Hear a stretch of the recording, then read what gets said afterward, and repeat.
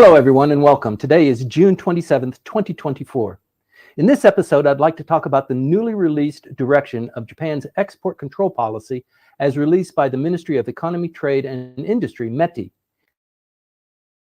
A new interim report on the direction of Japan's export control policy was just released, and I want to tell you about it. Here is the anticipated impact it will have. First, let's dive into the background of this report and explain why Japan's Ministry of Industry is shifting its export control policy in the first place. What is going on in the background? First, the emergence of military-civil fusion. As we have discussed before on the Sunday morning briefings, clearly there is a movement that is purposefully blurring the lines between military and civilian sectors. Some countries are intentionally erasing these boundaries, leading to a very distinct trend of integration between the two sectors. But this is Japan. So this blurring is something of great significance. Second, dual-use technology, which includes technologies that can be used for both civilian and military purposes, is undergoing reclassification. Unlike military technologies like artillery and tank shells that serve no other purpose other than military use, dual-use technologies are those things such as semiconductors that can serve both purposes.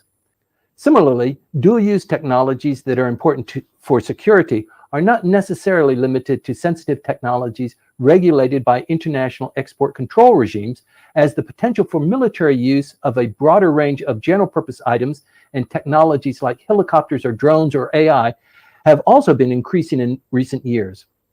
Therefore, this important prevalence of dual-use technology is becoming more important, and we find that civilian-use technologies are being used more in the latest development of defense assets. Third, many countries, including Japan, base their export control policies on what is known as the Wassenaar Arrangement. Most countries in G20 have translated and implemented their export control laws to comply with this international standard, but the rapidly changing geopolitical landscape has pushed the international system's ability to adopt quickly enough.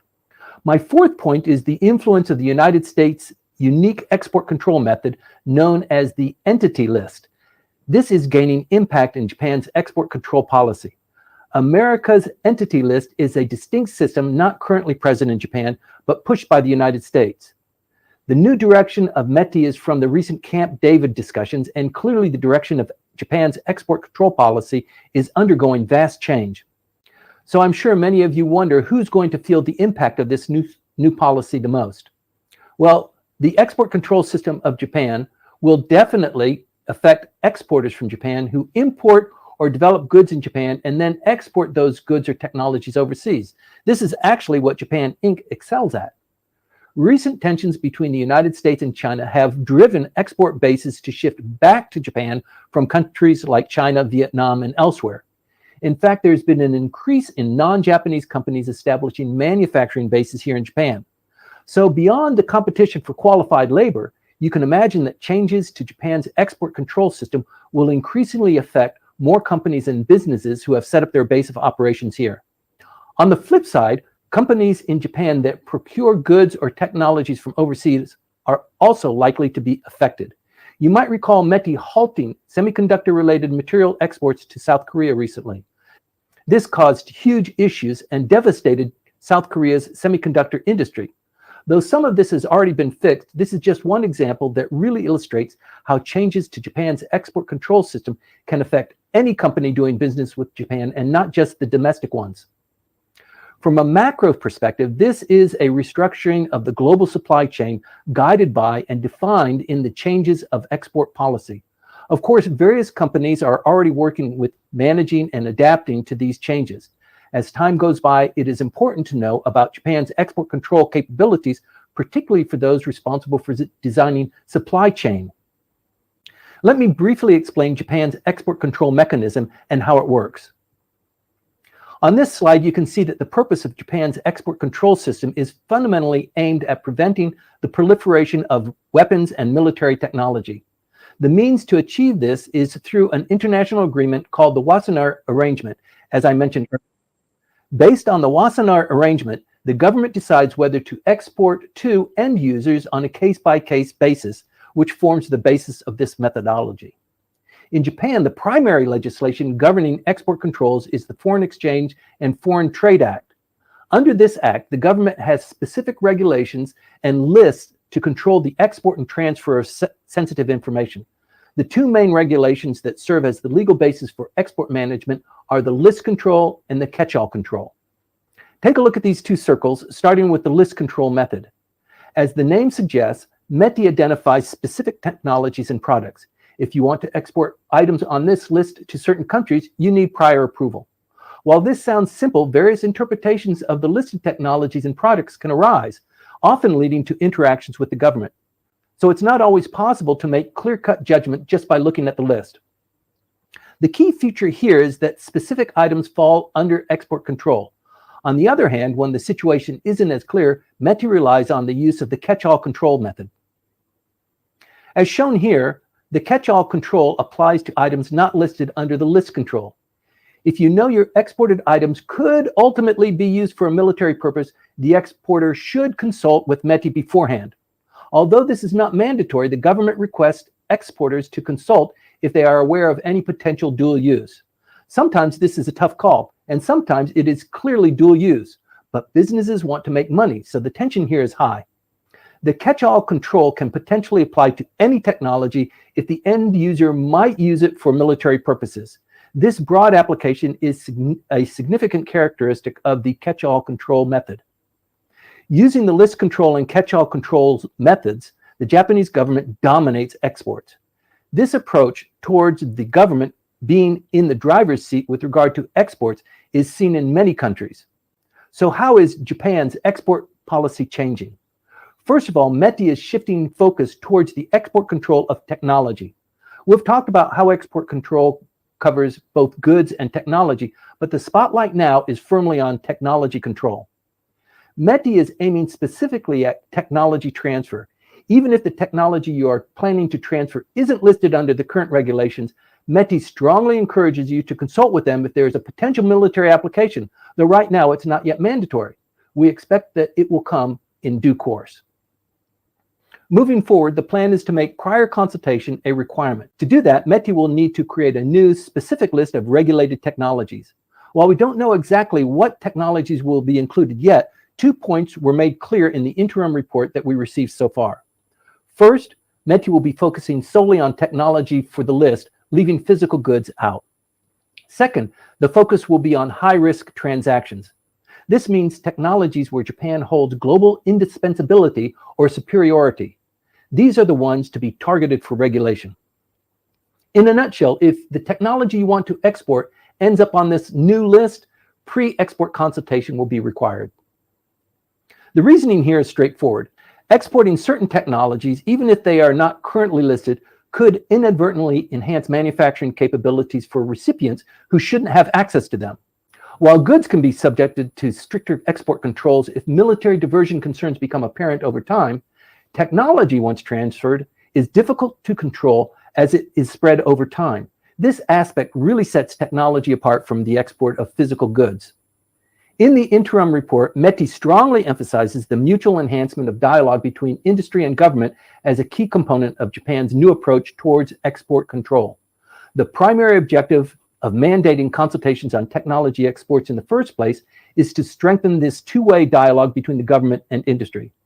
Rather than just having export companies approach METI for a yes or no answer, the idea here is to have both sides discuss and exchange information to push the ball forward.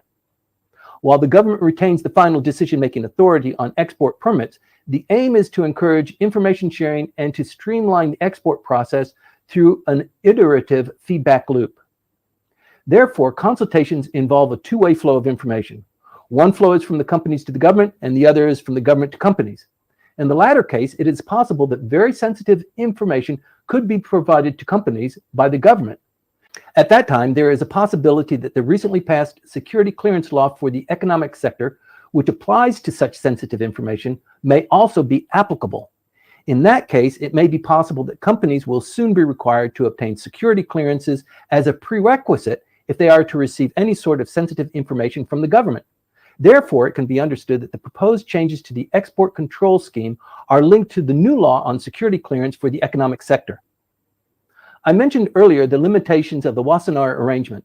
As you well know, the international situation is constantly evolving and export control needs to adapt to these changes to the global geopolitical situation quickly. For example, the discussion around export control is currently focused on how to effectively control the export of technologies or goods related to weapons production in the context of the Russia-Ukraine war. And now, with the emerging security arrangements between North Korea and Russia, the traditional approach of waiting for consensus among all participating countries of the Wassenaar Arrangement before incorporating it into export control, such as adding it to the list of controlled items, is clearly not timely enough.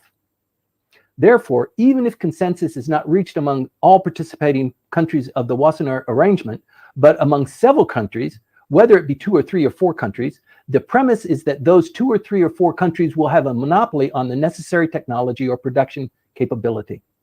Therefore, if those countries with specific technologies or production capabilities agree, such agreements could lead to further additions to the list of controlled items, as is already happening. It is likely that such arrangements will increase in the future, considering the direction of this policy. As you may be aware, all eyes seem to be particularly focused on the semiconductor industry right now. Regulations in this industry will definitely increase. Of course, this is not just limited to semiconductors, as it serves as an example on what to expect on other pieces of technology in the near future as they are added to the list of controlled items. The existence of America's entity list is a more indirect yet important factor behind Japan's revision of its own export policy. The U.S. entity list is a distinctive system that identifies specific companies and essentially prohibits all exports to these companies, whether they are involved in technology or physical goods. As you know, one of the most famous cases is when China's Huawei was put on the entity list, effectively banning the export of technology and goods to Huawei. This is a unique approach taken by the United States. Another characteristic of the entity list is the extraterritorial application. Although it is U.S. law, it applies to goods made overseas using U.S. technology. For example, if a Japanese company manufactures a product in Japan using U.S. technology and intends to export it to Huawei, this export could fall under the restrictions of the entity list, requiring prior approval from the U.S. Department of Commerce. Therefore, even if a Japanese company manufactures a product in Japan and intends to export it to Huawei, it would still need prior approval from the U.S. Department of Commerce, making it an extremely unusual system. I think it is unlikely that Japan will implement their own equivalent of the entity list. However, as I mentioned earlier regarding technology, there's a possibility that specific technologies will be included in a new list, making it mandatory to consult with METI for all such technologies. This could have a similar effect as the entity list. Of course, it is not yet clear how this new export control system will be implemented, so we must closely monitor its implementation. For example, it may become possible for METI to control all exports to specific companies. This is an intriguing issue, and both exporters and importers should closely follow the developments of this policy. Here's how the consultation is proposed to be conducted. First, individuals seeking to export are obligated, as proposed, to consult with METI based on the Foreign Exchange and Foreign Trade Act. This is step 1. Step 2 involves dialogue, where both sides engage and METI provides the necessary information to the company. Finally, in step 3, METI makes a decision based on this interaction. To establish this new system, revision of the Foreign Exchange and Foreign Trade Act is necessary. It's not yet clear when a proposed bill will be submitted, but it's expected that a new revision to the Act may be introduced in the next extraordinary diet session or in the regular session at the beginning of the year. In conclusion, Japan plays a critical role in the global supply chain. Therefore, Japan's export controls, even its finer details, can have significant implications for companies around the world. For instance, consider the impact when Japan halted the export of semiconductor material to South Korea. This highlights the significance of export control policies. Another example is the U.S. placing Huawei on its entity list, effectively banning exports to Huawei globally. Reflecting on these impacts underscores the importance of risk management policies. The recent announcement of a new policy direction indicates that export control systems will likely be updated frequently as the geopolitical dynamics evolve. Some updates may involve major legal revisions, while others may not. Nevertheless, it's important to understand that export control policies are regularly updated. Therefore, staying informed about the latest export control policies is crucial from a business strategy perspective. This concludes my discussion on Japan's export control policies. As we are currently in the interim report stage, METI is working on receiving input from various stakeholders like Langley Esquire to finalize Japan's new export control system. We will keep you posted. Thank you for your attention to this evolving dynamic in trade relations with Japan. Stay tuned.